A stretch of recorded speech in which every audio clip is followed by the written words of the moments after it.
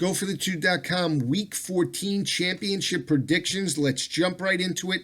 Pac-12 Championship rematch between Stanford and USC. You look at this matchup in week number 3. USC picked up a convincing 42-24 win over the Cardinal. They rushed for 307 yards in that matchup and put up over 600 yards of total offense in the convincing home win over Stanford. Since 2013, each team has won 3 games.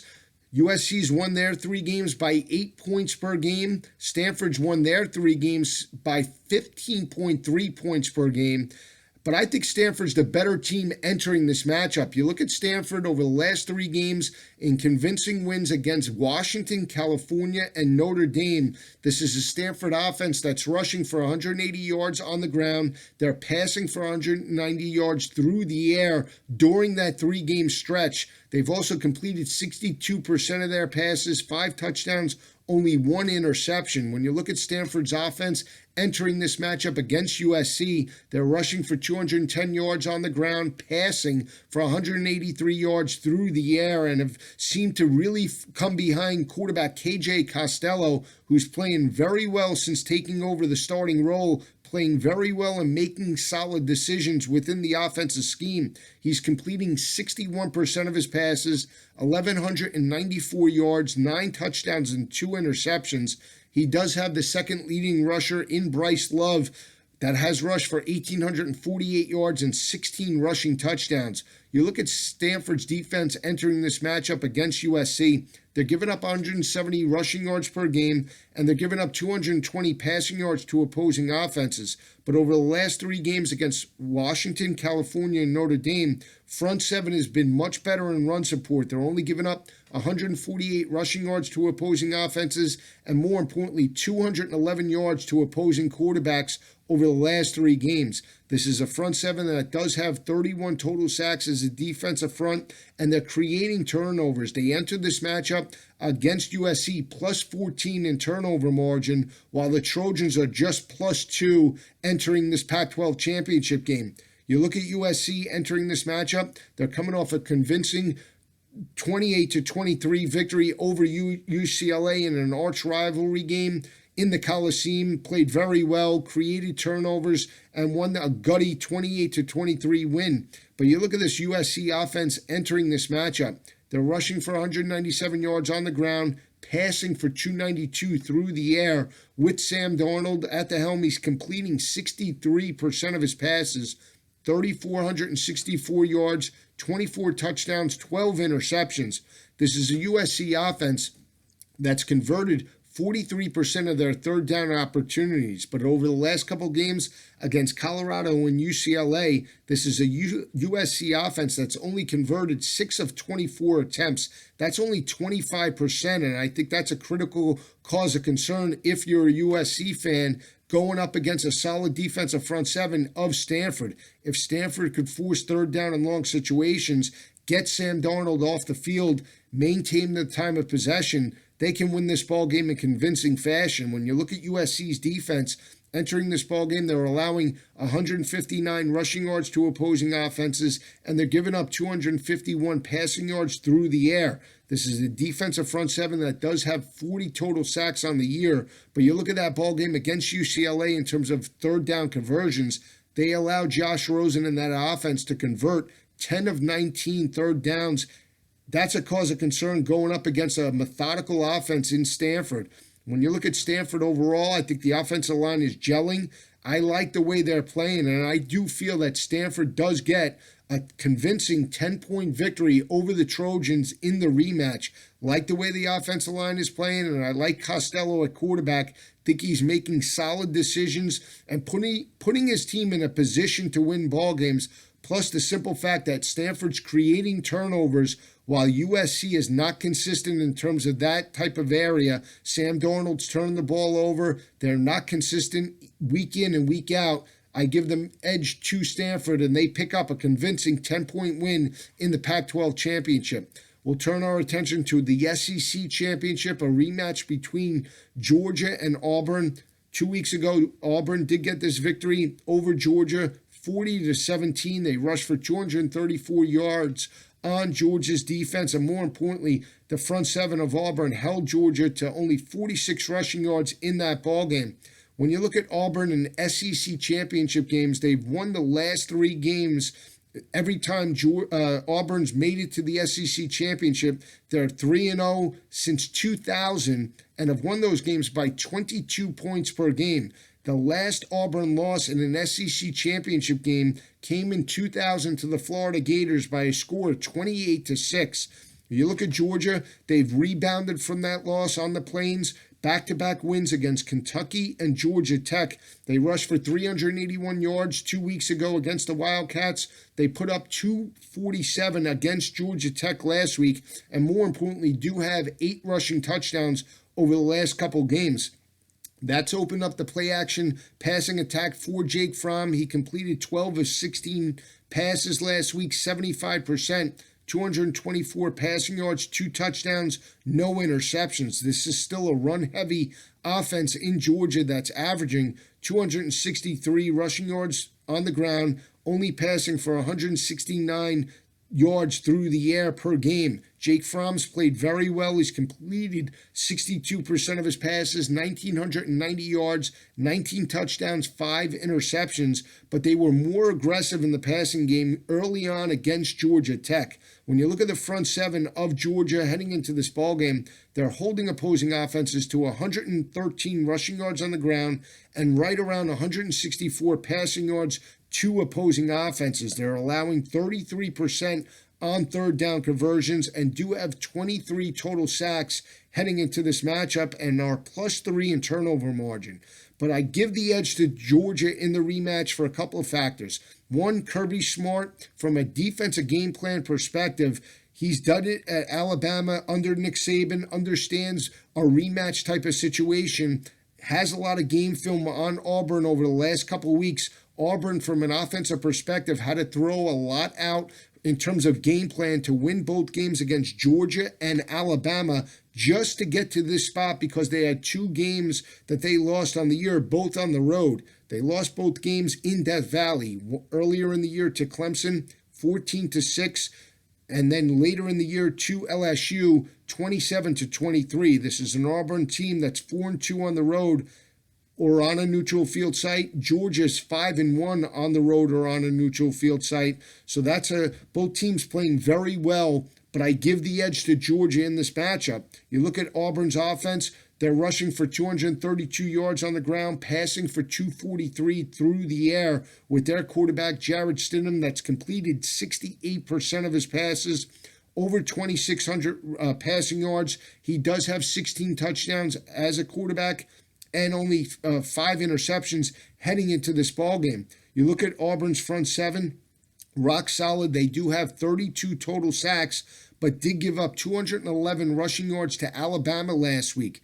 This is the front seven in Auburn that's allowing 125 rushing yards per game, and they're only giving up around 184 passing yards to opposing offenses and holding opposing offenses to 32% on their third down conversions.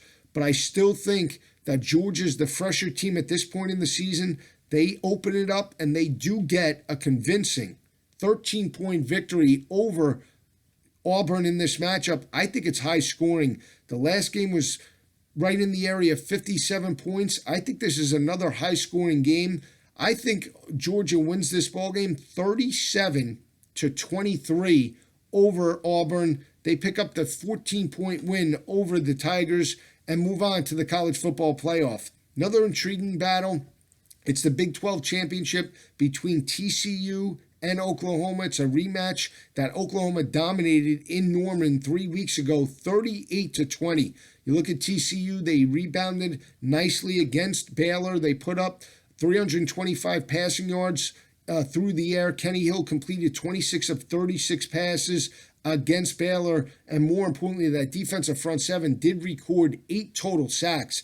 But I look at a couple of factors why I favor TCU in this matchup. First is front seven of TCU. They're holding opposing offenses to 90 rushing yards per game. They're only giving up 221 passing yards to opposing offenses. When you look at TCU's body of work since October 7th, they've only allowed 2 rushing touchdowns. That came against the Oklahoma Sooners. Gary Patterson in a rematch spot, I give the coaching advantage over Lincoln Riley. And more importantly, I look at that loss to Oklahoma a few weeks ago with their quarterback, Kenny Hill. Kenny Hill might have been hurt in that matchup. That's why TCU did not play well from an offensive perspective. When Kenny Hill took a week off, he came back. He looked like a fresher quarterback. He completed 72% of his passes in the victory over Baylor. And I like the way this defense played last week in terms of generating quarterback pressures. When you look at Oklahoma entering this matchup, what can you say but a lethal offense, one of the most lethal offenses led by Baker Mayfield that's completing 71% of his passes, 4,097 yards, 37 touchdowns, and 5 interceptions. This is an Oklahoma offense that's averaging 215 rushing yards on the ground and passing for 377 through the air. You look at Oklahoma from a defensive perspective, the weakness still is the defense in terms of the secondary. They're giving up over 235 passing yards per game, and more importantly, only 149 rushing yards to opposing offenses, but they did allow 250 rushing yards to West Virginia in the dominating home win. Does that play a factor into this matchup? Because West Virginia was able to utilize the Wildcat formation and get critical yards to move the football. I think TCU utilizes the same offensive game plan. TCU, very solid in terms of quarterback pressures.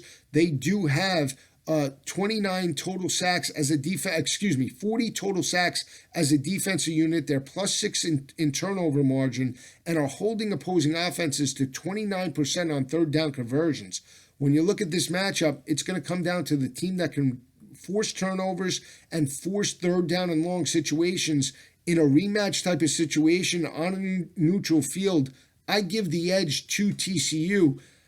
I think Gary Patterson and the crew pull off the upset, 37-33 over Oklahoma. It's not going to be easy. It'll be high scoring, but TCU does strike the upset, even though Baker Mayfield and Oklahoma seem like a locomotive, a train in motion. In a rematch type of spot, I give the edge to Gary Patterson to come up with a defensive game plan to slow down Oklahoma and look for TCU to run the football out of the Wildcat in this matchup, much the way West Virginia did in the second half of that ball game.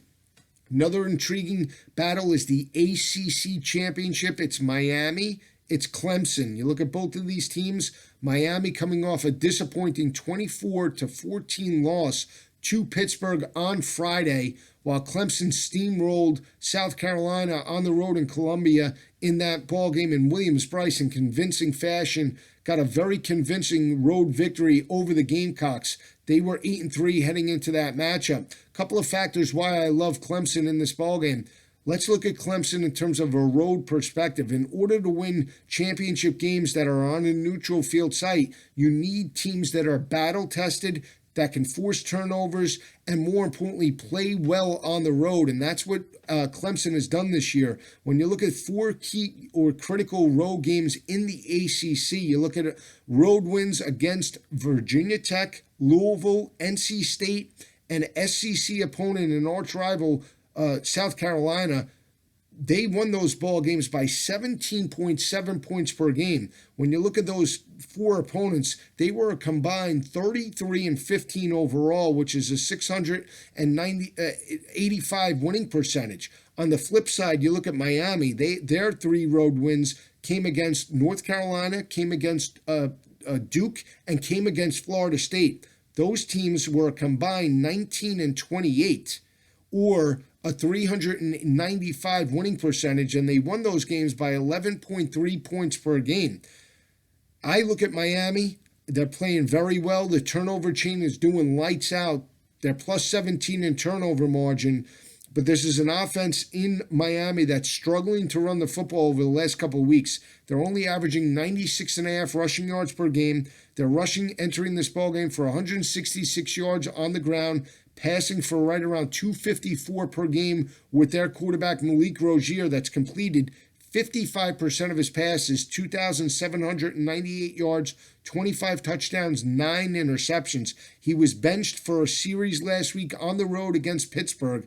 How does this team respond under Mark Richt is a critical cause of concern for me and Miami in this ballgame. Another cause of concern is third down conversions for the Miami offense. On the season, they're only converting 30% of the time.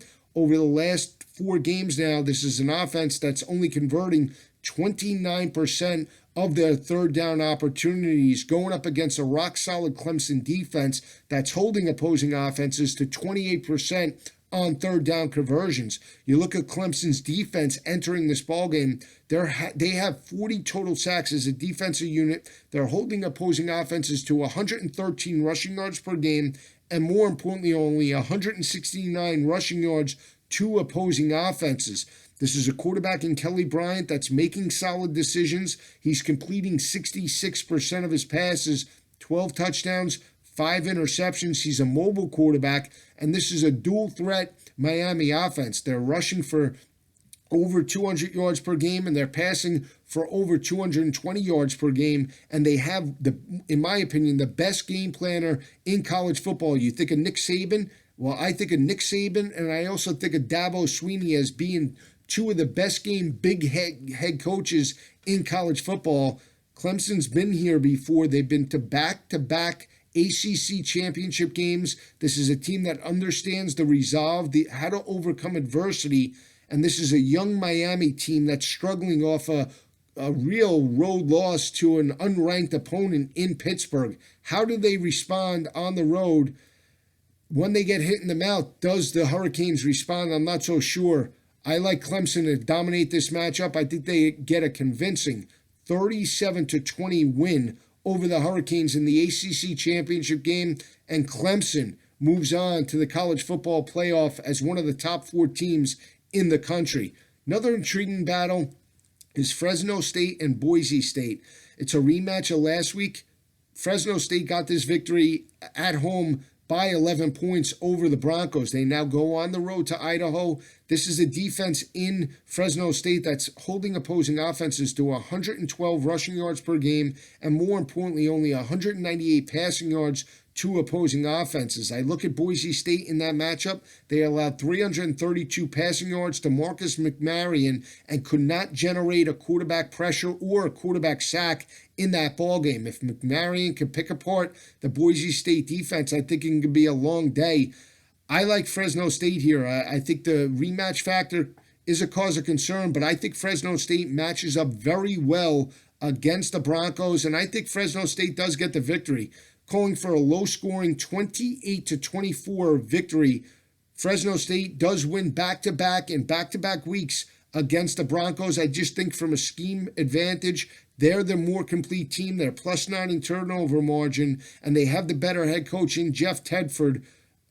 I think Fresno State wins this ball game in convincing fashion.